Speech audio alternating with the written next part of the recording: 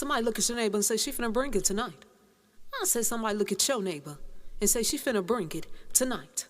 And if you ain't got a neighbor, look at yourself and say, she finna bring it to fuck a night. Oh, we gonna jump right into it, because that's how we do it over here.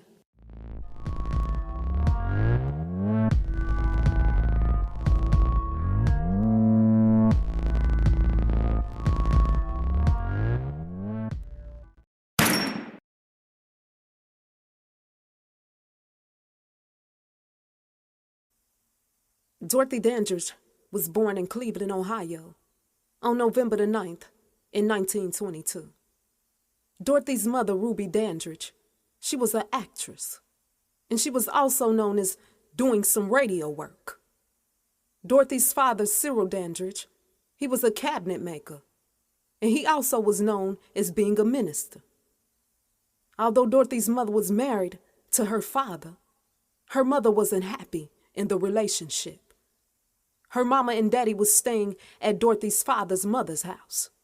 And at that time, her father didn't have a steady paying job. Dorothy's sister Vivian was born in 1921. And then a year later, Dorothy was born. After Dorothy was born, her mama just couldn't take it no more. She told Dorothy's father that she wanted a divorce. I can't stay here no more. Either I'm gonna leave or you got to go. And that's exactly what she did. She divorced their father. Dorothy's mama said, fuck of that. After her mama left her daddy, her mama ended up getting into a relationship with another woman. The woman's name was Geneva Williams. Geneva and Dorothy's mama moved in together, and they also raised Dorothy and her sister together. Not only was Geneva Dorothy's mother's lover, but she also managed Dorothy and her sister Vivian. Geneva was known as being very hard on Dorothy and her sister. When she was training them for their church performances, they used to go out and praise dance and do poetry in front of the church. So one day when they, got back home, Geneva taped down Dorothy's breasts. She said, I'm taping down your breasts so I can hide your figure. Because when we go to this next church performance, I don't want your titties bouncing everywhere. So she taped Dorothy's titties down. Not only did she tape her breasts down, but Geneva used to rape little Dorothy Dandridge. She raped Dorothy Dandridge on numerous occasions. And she did it to make sure that she was still a virgin. Now, me and you both know that she wasn't raping and feeling on her because she was trying to make sure she was a virgin. She was doing it because she liked other women. She liked little girls. And she was trying to get her motherfucker feel on. Dorothy Dandridge said, touch my little mermaid panties again, bitcha, and I'ma have to beat your ass. She started fighting Geneva up out for her. After Dorothy started fighting Geneva stopped abusing her physically and mentally. You might wonder what Dorothy's mother did about this abuse, this sexual and physical abuse. Now, it was stated that her mother never seemed to notice what was going on between Geneva and Dorothy, and she continued to be with Geneva.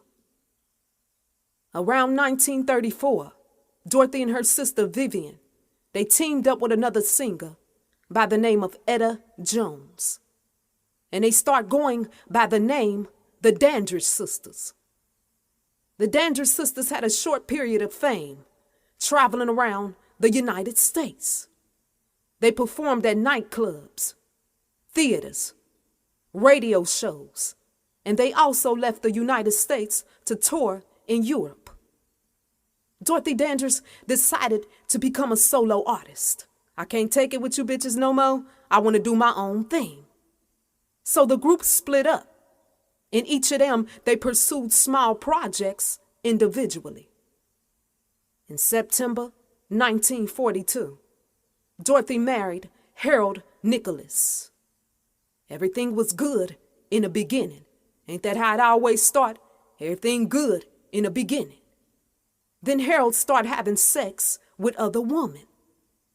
Dorothy became pregnant, and she gave birth to a baby girl by the name Lynn Harolyn in 1943. A few weeks began to pass, and Dorothy noticed something was wrong with her child. She said, something just ain't right with my baby. You know how you play with a baby and they smile or they show some type of emotion? Dorothy's daughter, Harolyn, she didn't show any type of motions that much, and she was just very dry.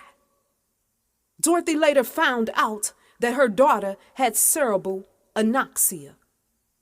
The disease that she had affected the speech center of her brain.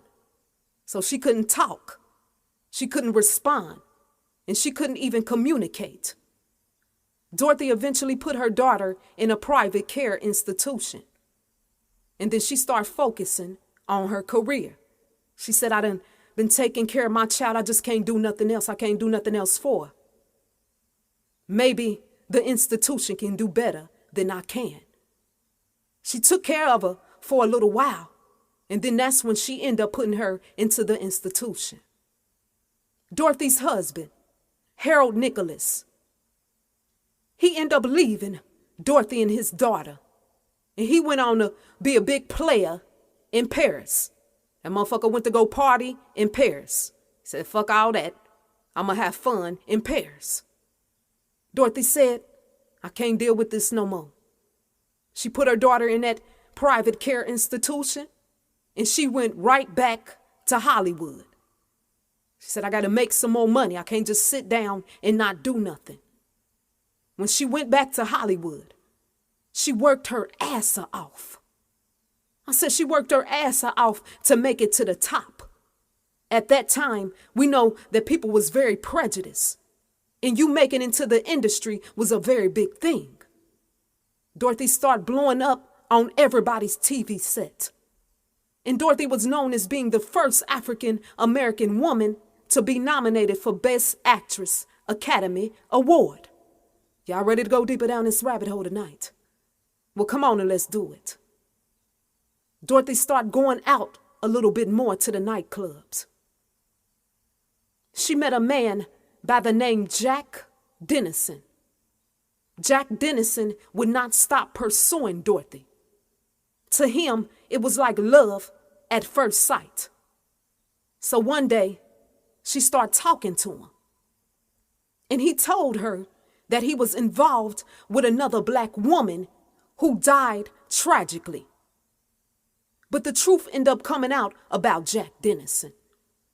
The black woman who he was involved with had a child by him.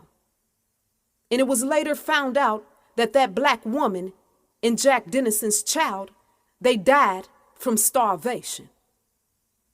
Dorothy's friend tried to warn her about this motherfucker Jack Denison. But she ain't listen. You know, sometimes you try to warn somebody about somebody that you're seeing. And they still want to do what they gonna do because they grown. And they can do that. But her friends warned her about this motherfucker. But she continued to deal with him. They told Dorothy, her friends told her this. They said, he just after your money. This is not no love. He don't love you for real. Dorothy did not listen to none of that shitter. She married Jack Denison on June 22nd in 1959. The marriage went straight to hell. It was reported that Jack Denison started controlling her career. He started making her cut off relationships with her family and also her friends. And then he started beating her motherfucker ass. It was reported on September the 8th, 1965, that Dorothy was found dead in her apartment in West Hollywood. All this shit always happened in what? Hollywood. Found dead in her apartment in Hollywood. It was reported that she was laying naked on the bathroom floor, wearing a blue scarf over her head. They said she left a suicide note. But guess what? Y'all know that's some bullshitter. I'm going to tell you the truth, and I'm going to just get down to it. She was a sacrifice. And she was a sacrifice for Jack motherfucker Denison and some other folks in Hollywood. This was a straight sacrifice. And if y'all can't see that shit, that's on y'all. Now, we know that sacrifices is going on in the motherfucking game. Y'all know how we do it. Let's look at these numbers. She died on September the 8th in 1965. 9 plus 8 plus 1 plus 9 plus 6 plus 5 equal what? 38. 3 times 8 equal what? 24. 2 plus 4 equals 6. She died at age 42. 4 plus 2 equal what? 6. There go the sixes right there. There go them motherfucker sixes. They had a private funeral for her on September the 12th, 1965. 9 plus 1 plus 2 plus 1 plus 9 plus 6 plus 5 equal 33. There you go. There go your threes right there. You got to know how to put it together. You got your threes and your motherfucker 6 right in our motherfucker face. The 3 and the 6 sacrifice. Do your research. Before she died, she was scammed out of some big ass motherfucker money by some people in Hollywood. Y'all better understand that Jack Denison, he was sent in to fuck her life the fucker up. A sacrifice. This shit been going on ever since the motherfucking 1900s. And on back. The only thing that changed is the players of the game. The people. They still doing the motherfucking shit. It's sad, but it's the motherfucker truth. Dorothy Dandridge. She was another blood sacrifice. Go on and do the research for yourself. And when you read that story, it's some things that I didn't bring up. But the rabbit hole definitely goes deeper on this shit right here. Y'all be good.